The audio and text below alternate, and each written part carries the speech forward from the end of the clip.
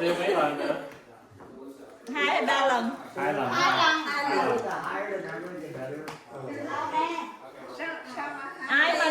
Ai mà number 1 là xong xuôi là được tiêu á nha.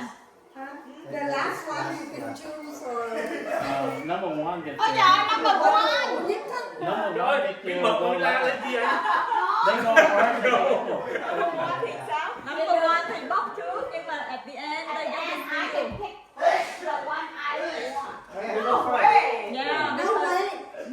The first one là lỗ nhất á. No, at the end Trong the đây lại first hả? yeah, tại vì first one không có lôi gì. Mỹ mà trong Mỹ phát ra cái Mỹ số 1 luôn vậy. I'm staying out of this. Stay out of this one. Mình xuất diễn này.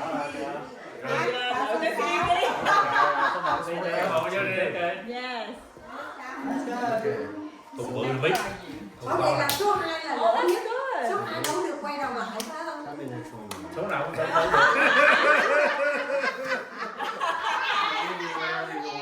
Mỹ. Chỉ để cho mọi người á. Hả? Mí mà lấy bon tơ là ông mẹ duỗi cái chân ra. Mí à. Được hả? Được giật mà.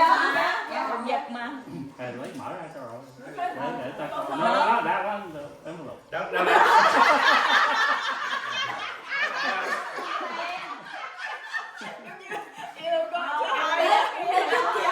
No, tìm số 2. Ôi, đó má là tao mày còn xíu nữa.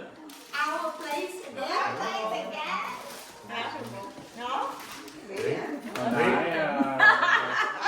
Hồi nãy là của ai? Đáng lẽ phải lấy gì dán ghế lại cho người ta biết. What's that? Oh Wow, wow. I wanna steal. Được rồi.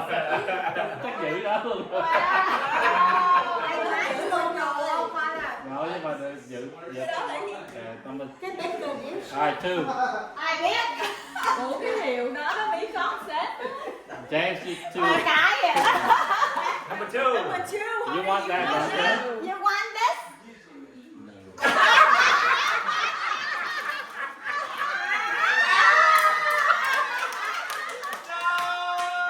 You know it's gonna get stolen, right? Every time. It's gonna get trash, it's gonna burn eggs. You need to.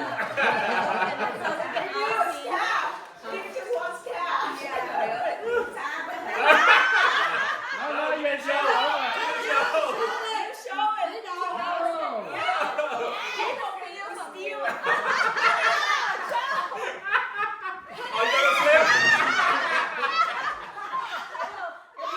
Number 3. Lần đó có cái ông bạn á, cái hãng á, chơi White Elephant, cái bà nó được cái laptop đem ra xe cất tiếp. Cho ai chưa hả? Xong ta tưởng là đã đi về rồi, chứ rồi đi vô lại. Không đeo rồi. Xong chạy mất tiêu. Nhưng mà nếu mà đông quá nhiều người có để ý ra. Riết giống trường hợp này. Ông đi cất tiền rồi quay lại. Hey, you lost it, right? You already lost it, right? I lost it. Where's the money? Kẹt gonna steal it. There's no money. It's no money. It was Empty envelope. It was just an envelope. It was. You wanna keep it for All it said is Merry Christmas. Okay. A Christmas card. Okay. No pop. No You want to take Ủa this cái one lùng away họ không lấy cái thẻ. Man, no. Too late. She already picked one. You don't Gì know, vậy? man. Ô cái mặt ủi. Bánh tà. We want this one. The steamer. Steamer. I want that. Wow. That's possible. It's not $50. The Costco one was the one you won last night. Chị Ngân thắng Cô nè. Yeah. Cô anh tầm mắc hơn. Hey! Number 4. Number 4. Who has Let number me 4? check how much it is. Em number 4.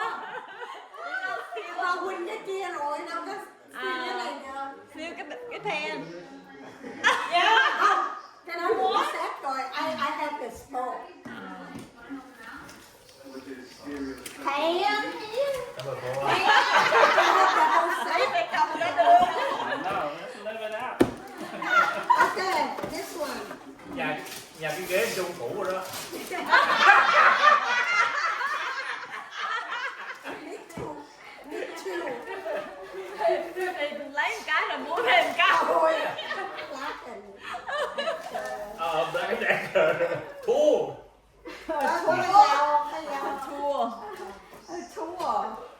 Well, the kids just got knives. Ask them. Dạ.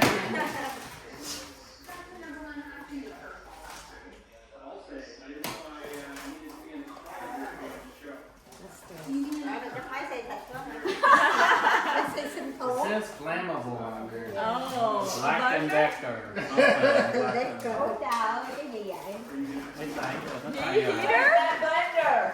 Blender. No, mấy cưa. Can opener. What is that? Áo củi. Ủi. Ủi. A can opener. Wow. Oh, yeah, mấy. Mấy áo bụi. Don't break it. Không break. Đi mua đi biết không phải. Đi mua đi biết. Thầy nói con cái nè. Nhưng mà cảnh cáo nha. Hút được 3 lần. Oh,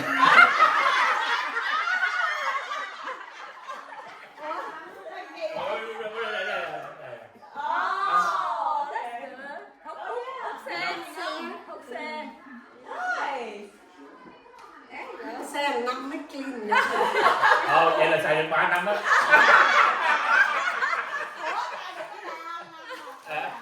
Đâu được trời. Bố lên chị. I'm feeling the steamer.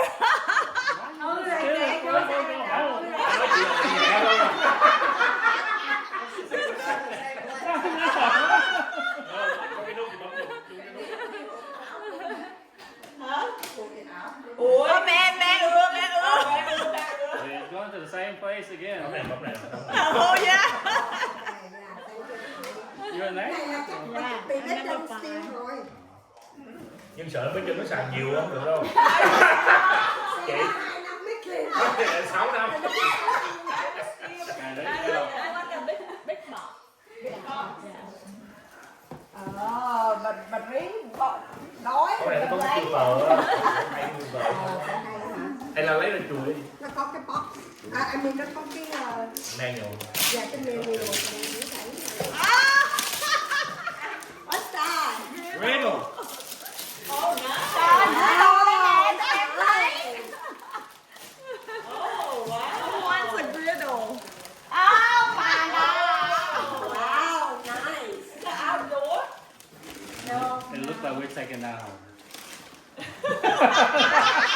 Hey, xếp lại được kìa. Cái lùn chắc ai tặng cái lùn phải không? No. Ủa cái này cũng griddle mà. No, that's Griddle. No, cái đó là dùng both in oven or cooktop. Oh, yes. Like a Dutch. Rí. Dạ. Cái đó ai kêu mua? Oh really? Ủa trời ơi, tặng. Wow, đẹp quá. Đó mà rẻ. Thôi, đấy nè. Đưa cái gì? Who's next? What are you? Six? I'm a five. Oh, I'm sexy. We never Đấy use. nè. Ghê nè. Số mấy? Đấy nè. Cái này.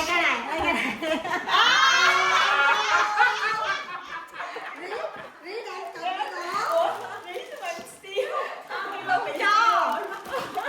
Về cái đi ăn. No, if I use Ủa, steel, vậy then ai somebody mua đó? steal, then it's dead. Two times I think. Two times. Two times. Nhưng mà mấy người đằng sau mình mới được chứ mình đâu được. Nếu mà ai steal mình đâu được. Sao mấy này? It's only so heavy.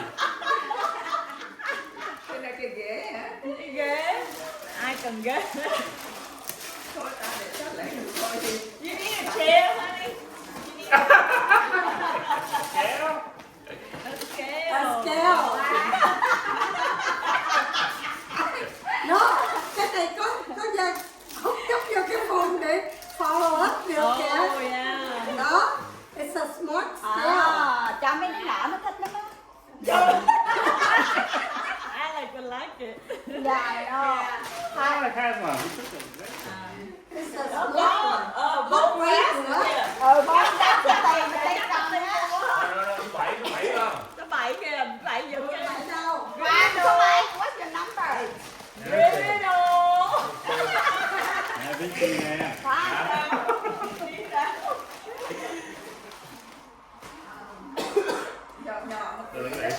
Lấy cái ghế đi. À, vì Lan nhắm cái nhỏ nhỏ là kìa. Thường thích. Bự lắm á.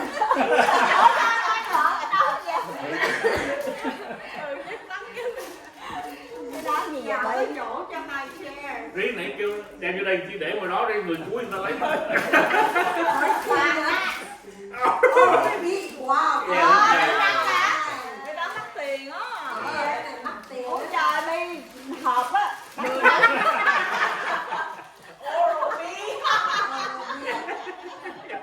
Cần đánh răng nè.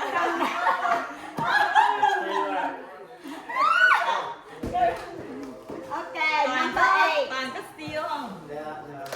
No. Vì Lan nhắm cái nhỏ nhất. Đâu. Bà mấy sao mà đứng lại. Oh my god. You want a chair? Why don't you pick that one? Mỹ muốn cái chair hả? Không, cái hộp á. Không, cái hộp này nè. Mỹ muốn cái hộp nhỏ hả? No, he want this. He want that. What's that? The charger, right? It's a Maxi Maxi Maxi portable battery. Sao chưa mở ra mà không biết Chưa mở không muốn. Mới nói là toàn mua cái này. Để. I bought that. No, I did, but I said She want you. you to pick what she bought. Oh, no. I forgot about that. Too late I now. forgot about it. That's all right. Nè, nè. Cái hộp đi. Dì Lan giật nữa. Dì Lan muốn cái nhỏ thì dì Lan giật đi. Bây giờ đây, có hai với con Không, rồi. dì Lan có rồi. Dì Lan có rồi. No, it's really good to travel. Thấy hết à. It helped me the whole day walking with Google Maps and everything. That's why I bought it because I use it already. It's really good. Cháu chưa ti cần á. Đó trường là tới 10 em mà nó đang use for as a MagSafe for dây cắm. Ồ, giống như của bé. Không, better than của Vậy tay Tới đổi 10 gì em. còn? Đi đổi với Toàn đi. What was that, these? It's not her turn. Đúng, nè. Nè. Nè, muốn cái ghế hả? Mua cái nào? Ghế chứ.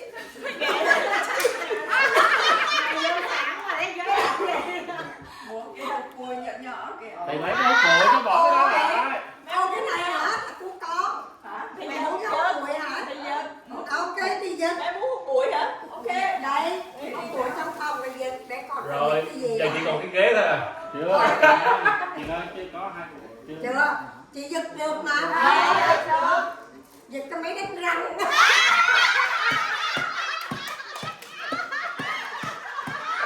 Giờ lấy gì cái ghế à?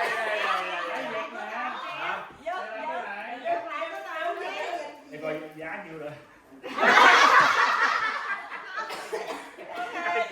Vậy Toàn mở cái nào? Rồi, cũng là các vết pin hết. Cặp với đó. Yeah.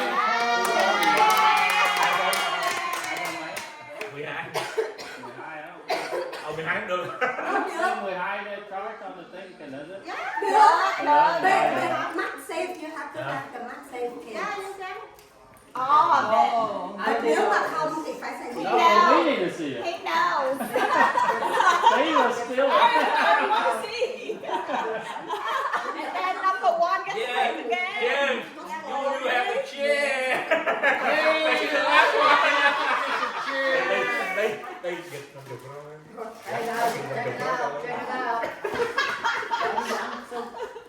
Dễ bị. Họ dán, nó dán.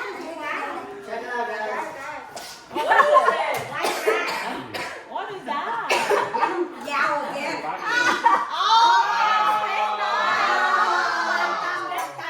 I'll try. Honey, it's too late. Still don't forget it. Đi giật lịch. Đi giật của chị. Thì giờ cái last one, you wanna You steal? take which one? You Hey, can, hey. you can steal his. No, And then no. Hey, hey. One and done. One and done. I hit the jackpot. Please. No, please. Hey, you can steal these.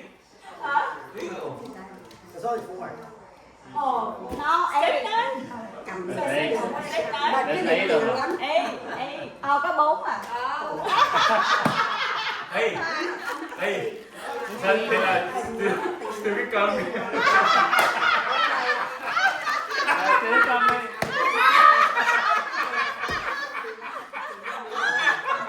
You need bone density now. She got me one too, and I don't know how to do it.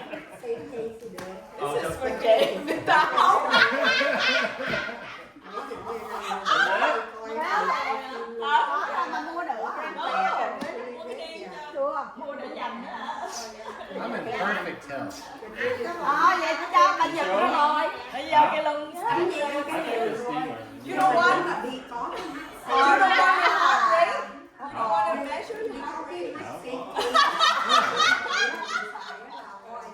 thì không có màu nữa thì giật có cái màu nữa. Thế. Thì kiếm mất cần phải. Có thả. You want to join? Cái sim là too big. Nó big. Không phải cái big.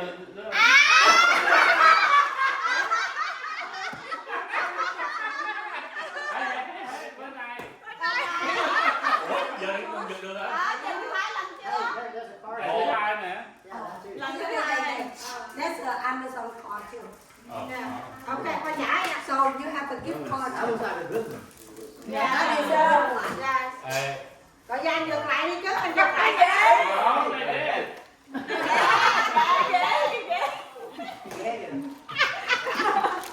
Nó bỏ cái ghế lại đi, không cắt thành ghế đâu. Ô, cái ghế này đẹp á. Cái sắp được xem quanh đi. Mấy mượn thôi. Đẹp, phải nhầm cái chỗ để. Đấy bỏ thôi. Giật lại 50 không? Gom về. Không cho. Không cho. Đấy rồi vô. Đây nhà này giật rồi. Cái nhà đâu có chỗ để. No! No! rồi, ê, thôi đi, giật chịu trận răng.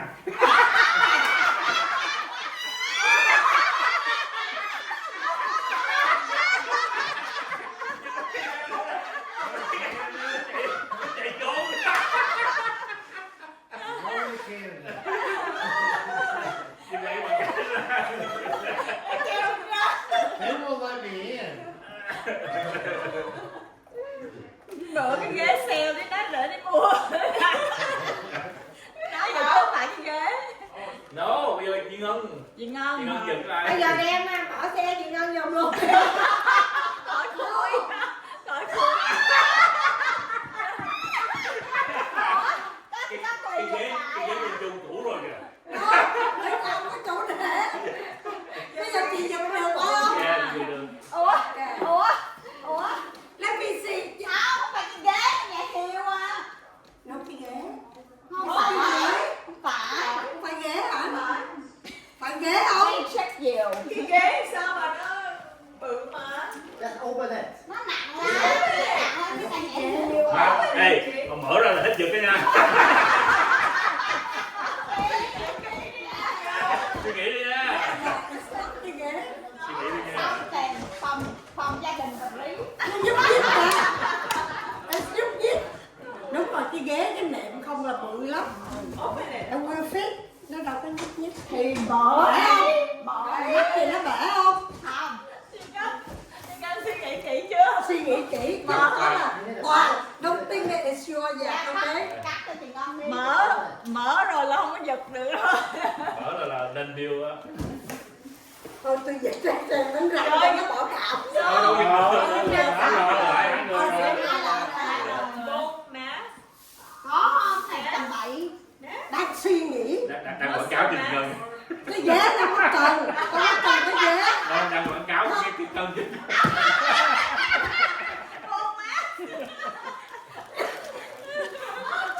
Cho thọt cái tay vô. Trời ơi, hàng chữ dán kỹ vậy sao không? Something. Yeah, it's not cái ghế. Thôi chị Ngân siêu đi. Tiêu hả? Cái ông trèm chạy mất rồi tiêu 50 đồng. Chạy mất liều luôn. Nè, Gửi đồ chị Ngân, gửi đồ. nói rồi. Ở nhà có rồi. Công hả? Không, 3 cái cân. Chết rồi. Chết Ồ. rồi. Something. Chết rồi. Cái ghế rồi ghế kìa. Đó.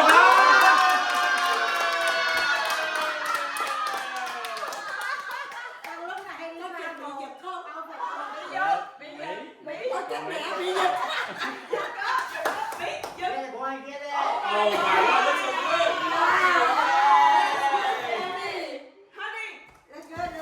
Look it. Wow, Delcy. Mỹ có Delcy rồi giật chi nữa. Thôi. Chạy. Once he steals, then the other person can steal.